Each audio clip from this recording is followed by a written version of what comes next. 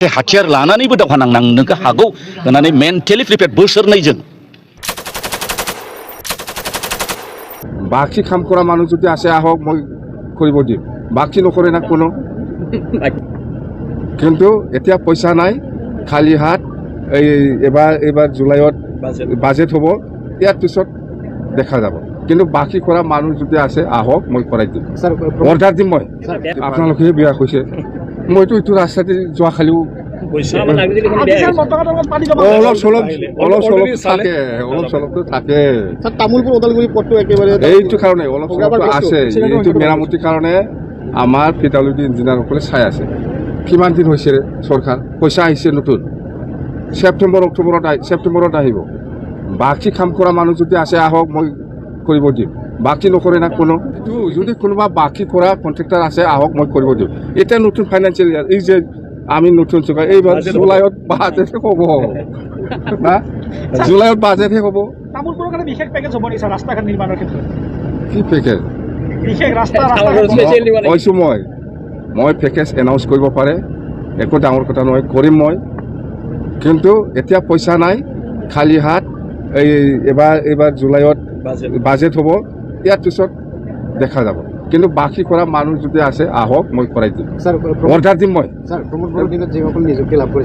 এই আপুনি এইটোৱে সুধি থাকে প্ৰমোদ বড়োৱে যিটো চাকৰি দিছে নিয়মীয়াভাৱে চাকৰি দিলেতো তেতিয়াই চিধা হ'লে হয় কিন্তু ভেজালত থাকিছে সেইকাৰণে আমি এতিয়া চিজন কৰিছে যিসকল জেনুৱেল সেইটো 100%। বিদেশী উচ্ছেদ হ'ব নেকি কিহৰ উচ্ছেদ দেখিছে আপুনি উচ্ছেদৰ কথা এটা চলি আছে যে এইটো উচ্ছেদ কয় আমি ইয়াৰ পৰা ইয়াত চিফ্ট কৰিব বিচাৰিছোঁ এইটোহে 1985 निफ्रायनो आलादा डिभाइड आसाम 50-50 नि खामानिया जादों गामि सिं थांनानै जोङो रायजो राजाफोरखौ जों जे मोनसे समाव गोख्रैनो डिभाइड आसाम 50-50 नि बेबायदि सेपारेट स्टेट दानोसै होननानै 85 निफ्राय लानानै 86 जेब्ला जों कमप्लिट भाबे रायजोफोराव हाबनो हाबाय आरो नोंसोरबादि देरफुनाय लाइमोन जोहोलावफोरखौबो जोङो जेब्ला वेलकाम खालामबाय जोङो डेम'क्रेटिक वेल' नङा नाथाय हाथियार लानानैबो दावहा नांनो हागौ होननानै मेन्टेलि प्रिपेयार बोसोरनै जोङो बेबायदि अर्गानाइज खालामै जेब्ला फुल प्रिपेयार जाबाय डिभाइड आसाम 50-50 जे डिमान्ड खालामगोन 1987 आव बिनि आवगायनो जोङो अलरेडि सोर थागोन हाथियार लानानै नैबेफोरो अलरेडि जोङो गामियाव थाङै सायख'ना लाखादों आरो फुल डेडिकेसन सिनसियारिटि गावनि मेलेमखौ बाहायनानै लिडारफोरनि बोसोन नङालासिनो जों मावबोआखै जोङो बर' माहारिखौ नासयजाबोनायनिफ्राय नुबोदों बर' हिन्जावसाबो गुबुन जायगायाव थाङोब्ला लामायाव एसे खोमसि जाब्लानो बेखौ बलदखा जिनाहारि खालामजानाय जों नुबोदों जाम्बा जाम्बिफोरखौ नासयजानायबो जों नुबोदों जोंनि थैया बे समाव गोदौग्लाबो डक्टर मोखाङाव जोंनि आइजोफोरखौ जिनाहारि खालामबाबो जों जेबो खालामनो हाया जोंनि जाम्बा जाम्बि बर' रायजोफोरखौ बुख्रेब्लाबो जों जेबो खालामनो हाया जोंनि थैया गोदौगोन बेखायनो जबरदस्त नङा बेजोंल' जानाय नङा डेम'क्रेटिक वेयावबो थांगोन फारसे हाथियार लानानैबो दावहा नांगोन होननानै जों बावसों बेयाव जोंनि जिउनि बाथ्रा फैदों थैनाय थांनायनि बाथ्रा फैदों नाथाय जों बेफोरखौ गासिबो नेवसिबाय एक्सुवेलि दिनै दाफुंनाय नङा क'क्राझार डिस्ट्रिक्टआव आवगायबो दंमोन नाथाय जोङो वेल अर्गानाइज खालामनो हास्लाबिनि थाखाय आरो जिहेतु नोंथांमोना नुबाय जोङो एक्स भलन्टियार अल बड' एक्स भलन्टियार फर्सनि मानसिफ्रा बैसोगोरा गोजाजोब दा गोबां खारनफोरनि थाखाय जोङो मोजाङै बेखौ जोङो माबा खालामनो हायाखैमोन नाथाय जोंनि आफादा सानफ्रोमबो देरनायनिफ्राय देरसिन स्ट्रंनिफ्राय स्ट्रंसिन जाबोनानै गोबां मानसिफोरखौ जोंनि आवगोलनि लोगोफोरखौ जों लोगो मोननानै दिनैहाय फुल प्लेजेड जाबाय गासै टटेलि 45 एक्जिकिउटिभ मेम्बार आफादगिरि नेहाथारि बायदि बायलाखौ लानानै जोङो दिनैहाय दाफुंनो हाबाय आरो जोङो आसा खालामदों क'क्राझार डिस्ट्रिक्टआनो जि एक्स भलन्टियार फर्सनि दैदेनगिरिफोर दङ बिथांमोनानो मोनसे समाव आवगाय जेरै दैदेनदोंमोन बड'फा उपेन्द्रनाथ ब्रह्मनि आलादा रायजो सेपारेट स्टेट डिभाइड आसाम 50-50 बेखौ दैदेनगोन होननानै जों मिजिंथिनो हायो आरो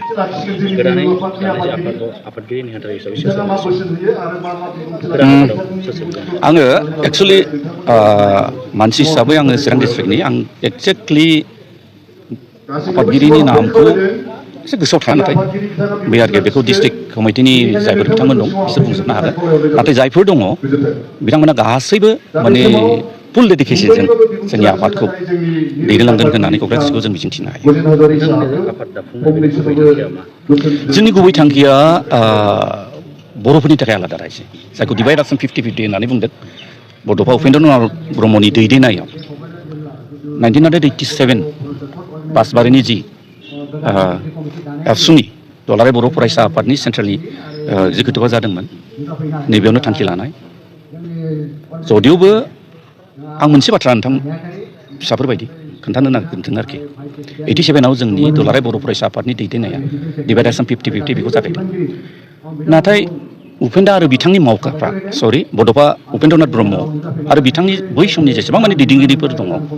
ओरैनो आलादा रायजो डिभाइडेसन 50-50 खौ डिक्लेरेसन होआखै बे समाव आङो कलेजाव फरायनाय लाइमोनथार बिराद मोजां बिथांजों मावफाग्रा 85निफ्रायनो जों गोदान जानो हागौ 1985निफ्रायनो आलादा डिभाइडेसन 50-50नि खामानिया जादों गामि सिं सिं थांनानै जोङो रायजो राजाफोरखौ जों जे मोनसे समाव गोख्रैनो डिभाइडेसन 50-50 नि बेबायदि सेपारेट स्टेट दानोसै होननानै 85निफ्राय लानानै 86 जेब्ला जों कमप्लिट भाबे रायजोफ्राव हाबनो हाबाय आरो नोंसोरबादि देरफुनाय लाइमोन जोहोलावफोरखौबो जोङो जेब्ला वेलकाम खालामबाय जोङो डेम'क्रेटिक वेल' नङा नाथाय हाथियार लानानैबो दावहा नांनो हागौ होननानै मेन्टेलि प्रिपेयार्ड बोसोरनै जोङो बेबायदि अर्गानाइज खालामै जेब्ला फुल प्रिपेयार्ड जाबाय होमब्ला बड'फा उपेन्द्रनाथ ब्रह्मखौ आबसुनिबो प्रेसिडेन्ट दोनबाय आरो बै मायथाइयावनो 1987आवनो डिभाइडेसन 50-50 डिक्लेरेसनखौ होबाय बिनिफ्राय 12 जुन गुवाहाटियाव थांनायाव जोंनि गिबि मुंख्लं सुजित नार्जारि बिथाङा थैबाय बिदरनि हरखाब नङा एक्स भलन्टियार पस्ट दानायाबो हरखाब जायाखै डिभाइडेसन 50-50 जे डिमान्ड खालामगोन 1987आव बिनि आवगायनो जोङो अलरेडि सोर थागोन हाथियार लानानै नैबेफोरो अलरेडि जोङो गामियाव थाङै सायख'ना लाखादों आरो फुल डेडिकेसन सिनसियारिटि गावनि मेलेमखौ बाहायनानै लिडारफोरनि बोसोन नङालासिनो जों मावबोआखै आंबो बे समाव दैदेनगिरियाव दङ आंनि जेसेबां मानि मावफाग्रा लोगोफोर दं बिसोरो जि थोनो गोजौनायाव जोंनाव थोनबाय जोंनि मावफाग्राखौ थोनबाय बिदरनि गावनि जिउखौ बावसोमनानैब्लाबो जों मावनानै जों बहुद गोजौसिम जों बर' माहारिखौ जों लाबोनो हादों गाज्रि मोननो नाङा दिनै नोंसोर लाइमोन बैसोनि मानसिफोर 25, 20 दान 30 बा 31 बैसोनि नोंसोर नुनाया बर'आ जेब्ला जोङो डिभाइडेसन बड'फा उपेन्द्रनाथ ब्रह्मनि दैदेननायाव जोङो सेपारेट स्टेटनिफ्राय आन्दलन खालामबाय BSc एकर्ड BTC एकर्ड दा BTR एकर्ड आं BTR एकर्डखौ बुंबावला बांद्राय गोबाव जायो हिसाबै नाथाय BTC एकर्ड जाखांनायनि उनाव जोंनि जे बर'फोरनि रांखान्थि बेबस्था बे गोजौ जादों लाक्जारियासआव थानाय नुदों दाम गोसा गारिफोर लानानै बेरायनाय जोंनि मानसिफोरखौ नुदों बिल्डिं लुनाय नुदों नैबे समनिफ्रायनो जोंनि बर' माहारिनि अबस्थाखौ नोंसोरो नुदों नाथाय जों जायफोर अल बड' एक्स भलन्टियार फर्सनि मावसुम हान्जानि मानसिफोर जोङो बर' माहारिखौ नासयजाबोनायनिफ्राय नुबोदों जों बर' हिन्जावसाबो गुबुन जायगायाव थाङोब्ला लामायाव एसे खोमसि जाब्लानो बेखौ बलदखा जिनाहारि खालामजानाय जों नुबोदों जाम्बा जाम्बिफोरखौ नासयजानायखौ जों नुबोदों जोंनि थैया बे समाव गोदौग्लाबोमोन गोबांथार जोंनि बै समनि दुलाराय बर' फरायसा आफादनि दैदेनगिरिया बुंदों अस्त्र जुदि लायोब्ला जोङो आसाम पुलिसफोरजों जों हानाय नङा बेखायनो डेम'क्रेटिक राहाजोंनो आन्दलनखौ खालामदों होनदों नाथाय जोङो बे समावहाय नोंसोरबादि देरफुनाय लाइमोन जोहोलावथार मोखाङाव जोंनि आइजोफोरखौ जिनाहारि खालामबाबो जों जेबो खालामनो हाया जोंनि जाम्बा जाम्बि बर' रायजोफोरखौ बुख्रेब्लाबो जों जेबो खालामनो हाया जोंनि थैया गोदौमोन बेखायनो जबरजस्त नङा बेजोंल' जानाय नङा डेम'क्रेटिक वेयावबो थांगोन फारसे हाथियार लानानैबो दावहा नांगोन होननानै जों बावसोमबाय बेयाव जोंनि जिउनि बाथ्रा फैदों थैनाय थांनायनि बाथ्रा फैदों नाथाय जों बेफोरखौ गासिबो नेवसिबाय नोंसोरबो मिथिगौ 5000नि बारा आरो नैबे रेकर्डआव थायो आरोबाव गोबां मानसिफोर मुंख्लं जानाय दं सोमावसारनायाव बुग्लिजानानै थैनाय बेखौ नों मुंख्लं होनगोन ना मुंख्लङाव गोग्लैया दोखो बुख्लेब जाबाय बोसोरनै बोसोरथामनि उनाव थैबाय मुंख्लं हिसाबै जों गनायनो हाया जानो हागौ नाथाय बिसोरबोथ' मोनसे रोखोमनि मुंख्लं ना बिसोरबोथ' जाथिनि थाखाय आलादा रायजोनि थाखाय जुजिदोंना नै बियो दानि अबस्थायाव जोङो खुनु आफादफोरखौ माहारियारि आफाद जा थुनलाइ आफादफोर जा राजनैतिक हान्जाफोर जा बा गुबुन आफादफोर जा जों सोंखारिथारनाय नङा जों सोंखारिथारनाय नङा खारन बिसोरखौबो जोङो मोनसे समाव नांगोन बेखायनो जोङो बेसोरजों थरखा थरखि नांनानै जोंनि जि गोहो बोलो दं सक्ति दं एनार्जि दं जों माब्लाबा बेखौ फोजोबना लानाय नङा सेपारेट स्टेटआ जोंनि थांखि गोजौआव जों बेखौ नाहरै जों थांगोन आरो लामायाव जायखौ लोगो मोनगोन जोंनो नांगौ बायदि गोबांथार लेखा गोरोंफोर दं जायफ्रा खुनु आफादजों लोब्बा गैया दिनैसिम नोंसोरबो मिथिगौ जोङो बै मानसिफोरखौ जोंबो मिथिगौ जोंनि जायगायावबो दं गुबुन जायगायाव दं साफ्रोमनिफ्रायनो जों मा मावनो नागिरदों जों बिथांमोननो खोन्थानानै जों साजेसन लागोन गुबुन आफादजोंबो जों लागोन नाथाय बे हले सैथो आं ससियेल मिडियानि गेजेरजों बुंगोन खुनु आफादजों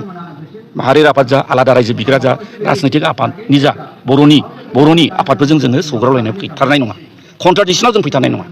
खारन कन्ट्राडिक्सनाव जुदि फैयोब्ला बिसोरखौ जोङो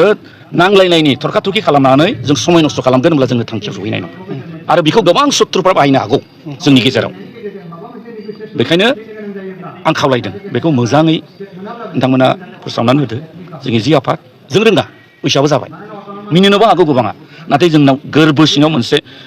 थांखिया दं जाय थांखिखौ खुनु बाहेरा सक्तिया पृथिबिनि सक्तिया जोंनिफ्राय बोखाना लानो हानाय नङा बे थांखिया जादों आलादा सेपारेट स्टेट जोंनि लोगोफोर दावहा फोथाराव थैबोनाय नागारबोदों नङाबा गावबो थैयो गुलि गावजानाय मा गावजानाय बेखौ जों मिथियो इमसनेल जानो नागिरो नाथाय इमसनजों खामानि जाया बेबायदिखौ जोङो लाफिननाय नङा खिन्थु डेम'क्रेटिक वेयै जोंनो जि लामाजों मोनोब्ला जों आलादा रायजो मोनगोन भारताव गोबां आलादा रायजो जानो थांगासिनो दं भारतनि नेशनेल पलिटिकेल पार्टिफ्रा बिसोरो गावसोर भट मोननानै भारतखौ सालायनायनि थाखाय गोबां जातिफोरखौ बिसोरो आलादा रायजो होनो नागिरदों जों थालांगासिनो दङ नाथाय जोंनि जायगाखौबो आङो जातिफोरनि नामखौ बुङा बयबो मिथिगौ बिसोरबो सेख'नो नागिरदों होमब्ला जों जुदि सिरि थायोब्ला जों माब्ला मोननो बेनो हाइ टाइम आलादा रायजो बिफिननायनि बेनो हाइ टाइम जोंनि बैसोआ थाना नाथाय जाखांबोनाय नोंसोरबायदि लाइमोन जोहोलावफोरखौथ' सिख्लाफोरखौथ' जोङो बे मोन्थोरखौ सोलांनो हायो हाया आलादा नाजाबाय थायोब्ला मानो हाया जोंनो बि थांखिनि थाखाय दा माबा खालामदों आरोखि